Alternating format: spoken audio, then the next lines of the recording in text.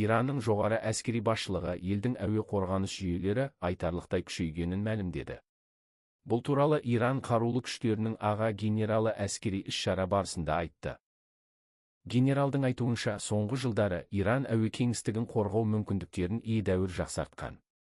Жаңа жүйелер әуе нысандарын анықтау, қадағалау және жою қабілетін арттырған. Әскери дереккөздерге сәйкес, жетілдірілген радарлар, зымыран кешендері және басқару жүйелері бір орталықтан үйлестіріліп жұмыс істейді. Бұл Иранның әуе шабуылдарына қарсы әрекет ету уақытын қысқартуға мүмкіндік береді. Сарапшылар бұл мәлімдемені таяу шығыстағы қауіпсіздік жағдайымен байланыстырады. Иран өзінің қорғаныс әлеуетін арттыру арқылы әуе кеңістігін қорғауды басты басымдық ретінде қарастырып отыр. Иран билігі бұл жүйелердің тек қорғаныс мақсатында қолданылатынын атап өтеді. Алайда аймақтағы кейбір елдер Иранның әскери мүмкіндіктерін мұқият бақылап отыр. Иранның жоғары генералы елдің әуе қорғаныс жүйелері бұрынғыдан да сенімді болғанын мәлімдеді. Бұл мәлімдеме аймақтық қауіпсіздікке қатысты талқылауларды күшейтуі мүмкін.